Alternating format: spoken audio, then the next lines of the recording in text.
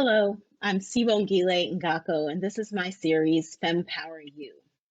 Today, we're going to talk about a trending topic I've seen, and that is financial advice, what I would tell my 22-year-old self. But first, a bit about me. I'm a Harvard educated corporate fintech and compliance executive, leveraging my background and expertise to help women and help empower women personally and professionally. So, firstly, gosh, what would I tell my 22-year-old self? I feel like I could go on for days on this one. But firstly, I just want to note these tips aren't just for women in their 20s or for women who are just starting out. Okay. I believe so firmly, and I feel that I'm living proof of this, that life presents us with opportunities throughout our lives to hit that reset button and start over. Okay. So life events like marriage, divorce, loss of a loved one, moving, job change, having kids, are all opportunities, whether these events are positive or negative, to start over, hit that reset button, and think of our lives in a slightly different way, whether it's a mindset shift or some other major change. And in my life, a traumatic life event has usually been followed by a really positive change because it's in those moments that I'm feeling empowered and feeling like I need a change and I'm ready for a change. So please keep that in mind. This is really for women of all ages. So the first piece of advice I would give my 22-year-old self is live within your means. Okay. And this is something I was always acutely aware of, largely because of my upbringing, which I've talked about in other episodes as well.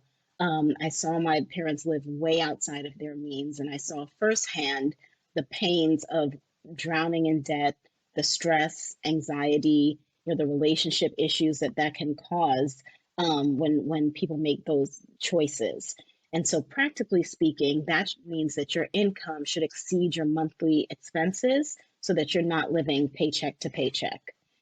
Secondly, the second piece of advice I would tell my 22-year-old self is use debt wisely.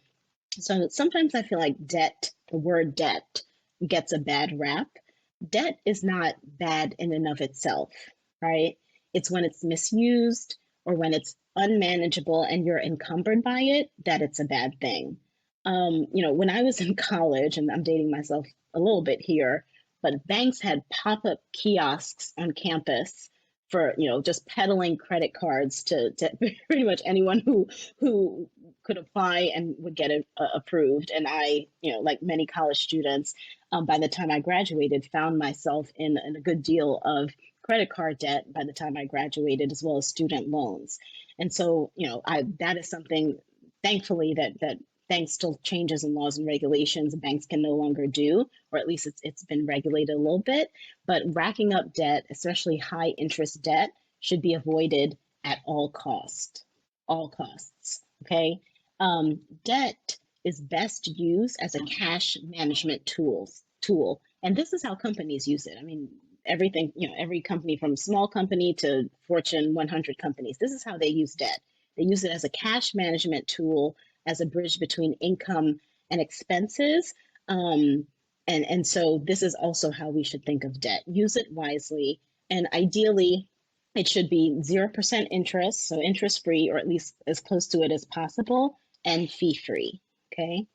Next tip is think like an investor. And when I say this, I mean think like an investor when it comes to your money, and think like an investor when it comes to your time. And arguably more so with your time, because you can't get that back. And it doesn't mean to be mercenary or to be selfish, but rather that you should be intentional and you should be thoughtful about how you spend your time and how you spend your money. In all regards, there should be some kind of return, whether it's monetary, spiritual, emotional, physical. There should always be a return on your money and a return on your time. And again, it's not about being selfish or mercenary. It's about putting a value on your time and on your money, because both are precious. And that's something I really wish I had realized very early on. It's really about knowing your worth and knowing the worth of your money and your time. Next, pay yourself first. I've said this many times before, and I will continue to say it because I think it's so essential and really such a low-hanging fruit way to start building your financial security. So that means, ideally at least 10%, but putting aside some amount of money before, that you don't see or touch. That's basically what it is. So the way I've done that is using direct deposit, funneling the money to various accounts, whether it's savings, money market, 401k, employer sponsored accounts. And again, it's just a really great practice to have and to establish early on. And you can really amass a good amount of money without even actively trying or having to actively think about it. And then, the final tip is that the world is your oyster. Okay.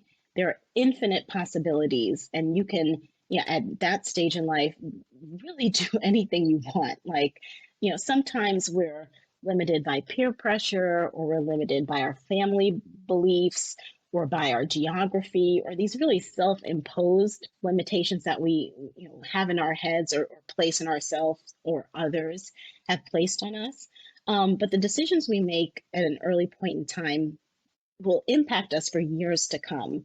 And so always know, especially if you are 22 and you're just getting started, that you are bound by nothing, and you are totally empowered to choose anything that promotes your financial, emotional, and physical well-being. Okay, so the world is your oyster, and explore as many possibilities as you can, because the decisions you make today will impact you for years to come. So to wrap up, live within your means, use debt wisely, think like an investor, pay yourself first, and always remember that the world is your oyster. Okay? Thank you for joining me today, and until next time, be empowered and be you.